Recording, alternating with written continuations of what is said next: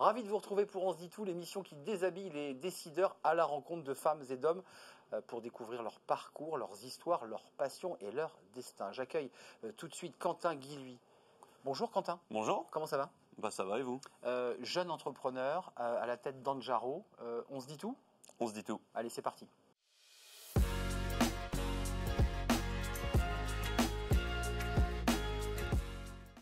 Quentin Guilhuy, je suis ravi de vous accueillir. Vous incarnez, comment je pourrais dire, vous incarnez ces jeunes entrepreneurs qui ont monté leur boîte après un parcours professionnel dans le privé.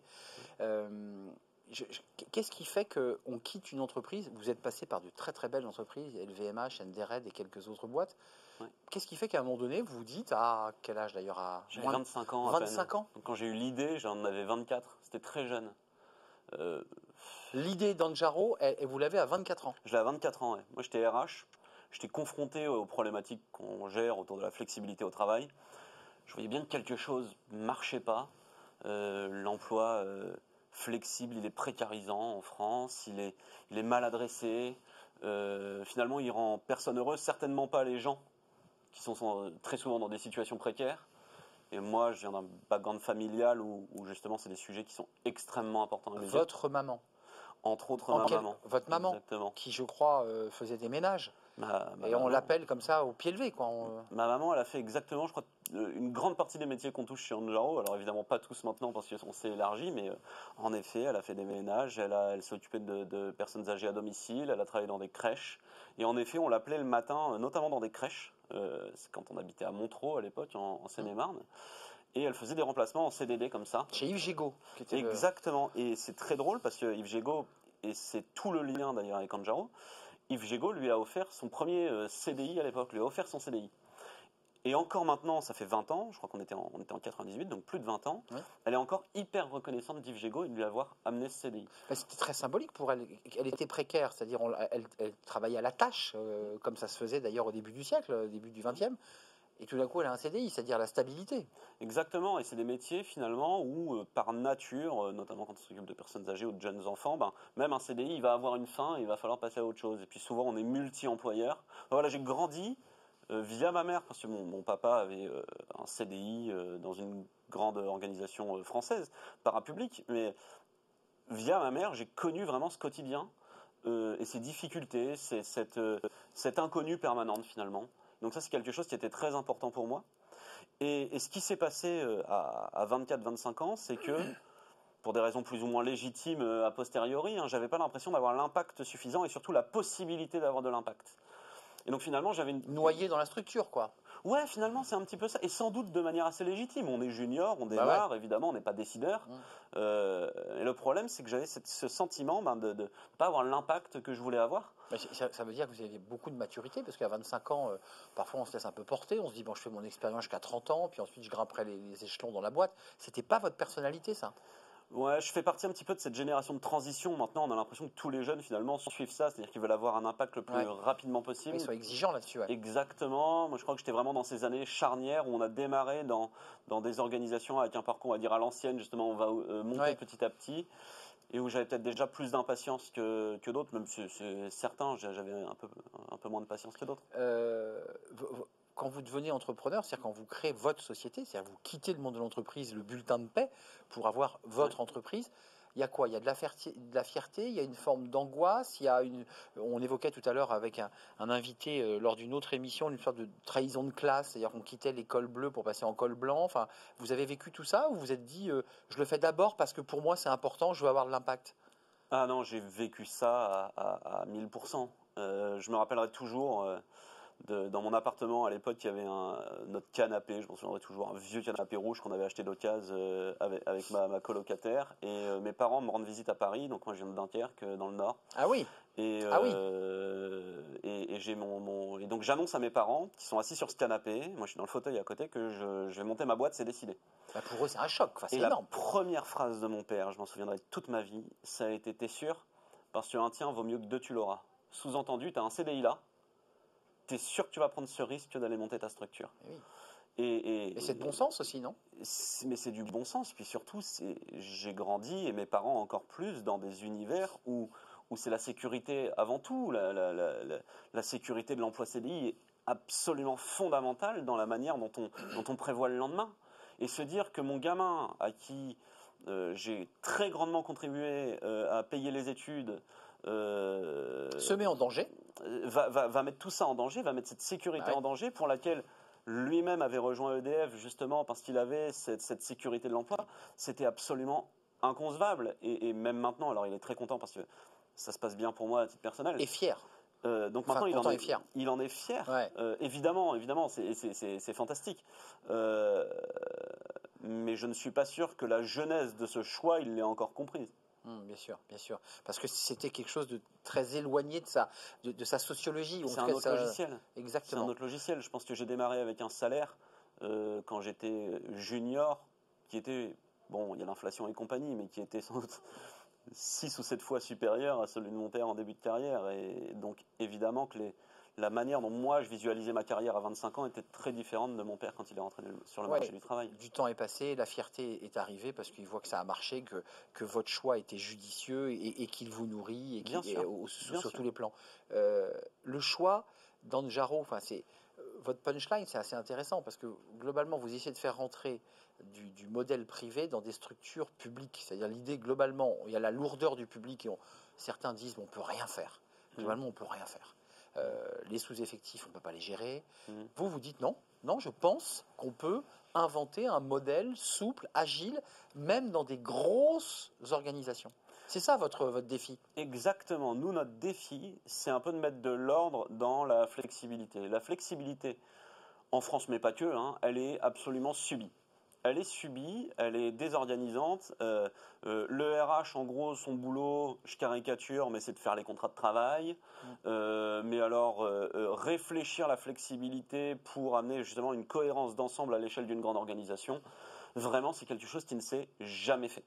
Et donc nous, on va permettre ça, justement. On va permettre aux organisations de penser le modèle de flexibilité qui convient à l'organisation sociale, aux problèmes économiques, aux contraintes de temps, parce que la notion d'urgence d'une organisation à une autre n'est pas tout à fait la même.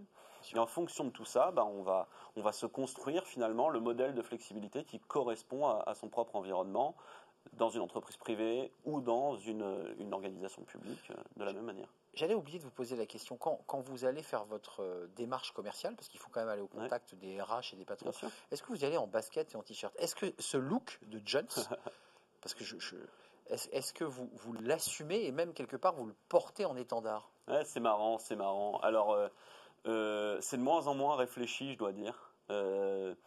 Et d'ailleurs, au tout début, j'ai des photos, je porte très mal le costume, et j'ai des photos où je vais faire des rendez-vous commerciaux au tout début en costume. Ouais. Et en fait, on se foutait de moi, quoi. Enfin, moi, mes équipes, mes associés se foutaient de moi. Je le portais mal. Ouais. Et donc, tombait mal, quoi. Ouais, voilà, c'est le truc, je suis pas à l'aise dedans. Et finalement, je me suis dit, bon, c'est plus facile maintenant quand Jaro est un peu plus connu, a grossi, c'est plus facile d'assumer son propre look. Mais finalement, c'est même plus pensé. C'est juste que je sais que mon look correspond à ma personnalité, ma façon de parler.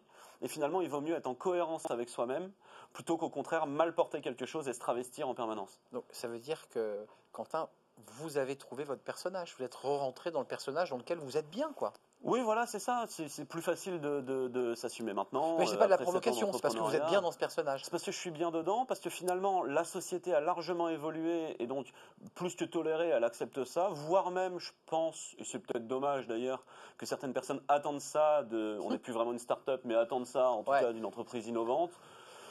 Et puis moi, finalement, ça reflète pas forcément mes équipes. Moi, j'ai des équipes, j'ai des gens dans mes équipes qui vont s'habiller totalement différemment. Mais je prône plutôt une liberté d'image, en tout cas, à partir du moment où on est propre sur soi, qu'on respecte son interlocuteur et qu'on respecte la diversité, quoi, finalement. Ouais, et puis vous apportez du contenu, parce que quelque part, ce qui est intéressant, dans votre look, il y a une forme de disruption, et dans ce que vous proposez, c'est assez disruptif.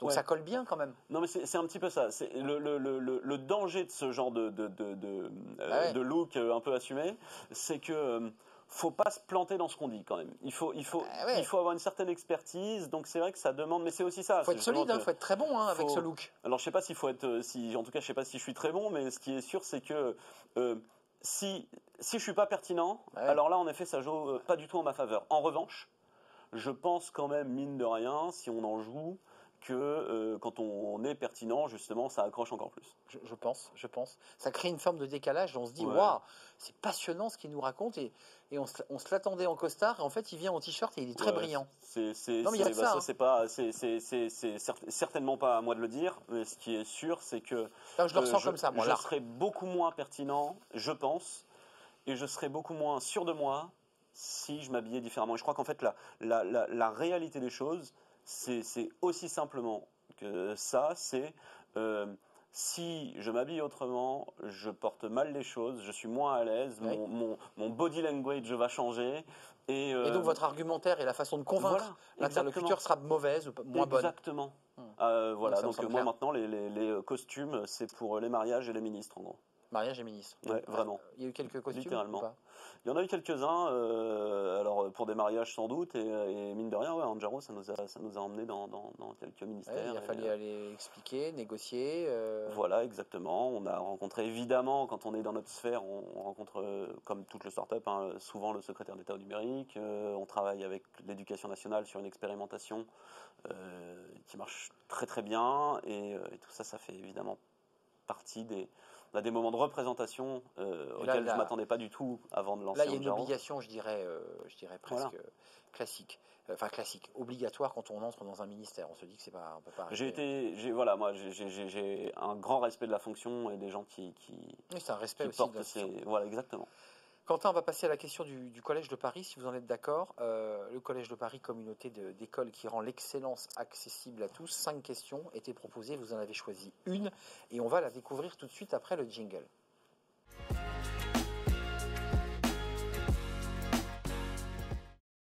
Question choisie par Quentin Guilhuy qui est avec nous dans On se dit tout. Quelle proposition parmi ces 5 questions, quelle proposition pour sortir du système élitiste français? Comment réduire les inégalités d'insertion à niveau de diplôme équivalent? Parce qu'on sait que certains se sentent discriminés et pourtant ils ont tout bien fait et ils n'accèdent pas finalement à l'emploi qu'ils espèrent. Ouais. C'est un sujet, déjà il est hyper complexe. Et c'est un sujet qui me touche énormément parce qu'en fait il touche à la méritocratie. Et vous renvoie à votre histoire aussi. Elle me renvoie à mon histoire, elle me renvoie à toutes les injustices et de plus en plus je vieillis, plus aussi potentiellement j'ai de chances et de possibilités pour m'exprimer, plus c'est un sujet qui me prend aux tripes finalement. Et pour moi, c'est un sujet qui devient déterminant pour les entreprises, plus qu'avant, parce qu'elle est liée à tout ce qui va être attraction des talents et qui va être lié à tout ce qui est reconnaissance de la jeunesse dans les valeurs de l'entreprise. Et je pense que si l'élite se reproduit, elle exclut forcément le reste du monde d'une certaine manière. Or, on voit bien maintenant que ce genre d'exclusion amène un véritable rejet de la part de la jeunesse. C'est vraiment un rejet.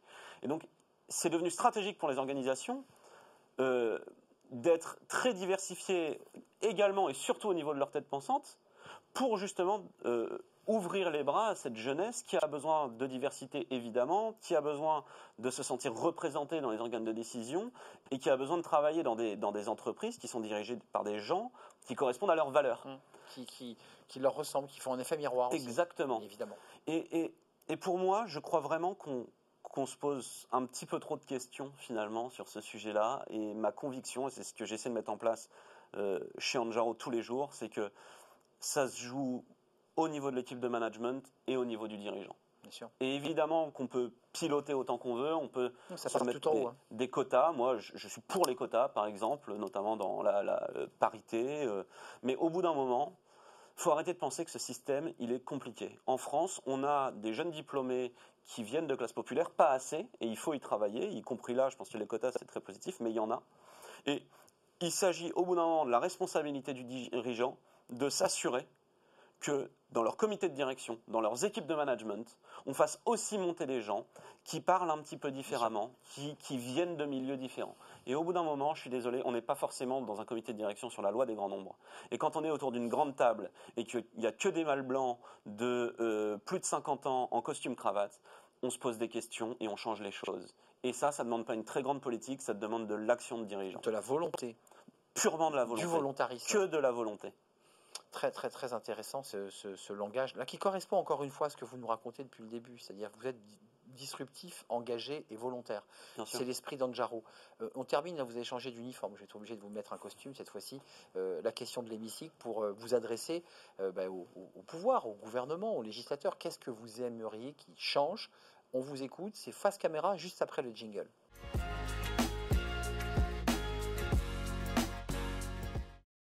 Quentin, c'est intéressant parce que start-up qui cartonne, Andjaro, je sais qu'il y a des choses, vous dites, mais tiens, si le législateur faisait bouger d'un tout petit peu par un amendement, par une loi, par une...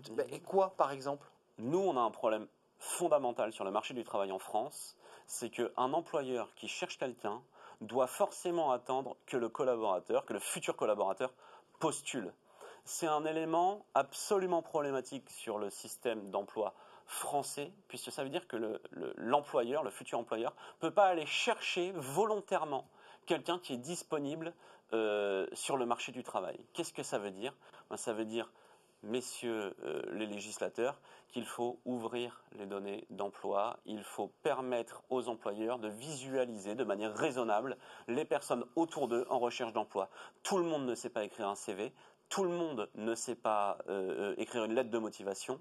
Par contre, beaucoup de personnes sont volontaires et accueilleraient à bras ouverts les sollicitations d'un employeur qui lui-même est sur un marché pénurique et donc a besoin de montrer patte blanche auprès des demandeurs d'emploi.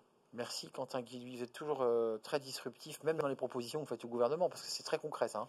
C'est concret, c'est réfléchi, c'est notre quotidien en fait chez Andjaro. Ça serait accueilli à bras ouverts par l'ensemble de nos clients bien évidemment, mais des demandeurs d'emploi. C'était un plaisir de partager ce moment avec vous. Quentin Guilhuy, fondateur et CEO d'Andjaro. Combien de collaborateurs? 20 hein? Un petit peu plus maintenant, on a grossi, 70 collaborateurs, mais qu'est-ce que je raconte? J'étais resté à 20. Hein. Et bah, vous êtes passé par les 20. Ça fait trop longtemps qu'on se connaît, on passe tous par les 20. Et puis j'avais entendu que start-up c'était un état transitoire, donc maintenant je considère qu'on est plutôt une PME innovante. Ouais, vous avez quitté l'état de la start-up. C'est l'objectif d'un start-upper de ne plus l'être finalement. Merci Quentin Guilhuy, merci à vous, merci pour votre fidélité. On se retrouve évidemment la prochaine fois pour de nouvelles aventures, à la rencontre de nouveaux invités dans On se dit tout, les décideurs engagés. D'ici là, portez-vous bien. Bye bye. Décideurs engagés, l'émission TV de l'Hémicycle animée par Arnaud Ardouin qui déshabille les décideurs, qui nous permet d'appréhender ce qui chaque jour leur donne envie de se battre et de réussir.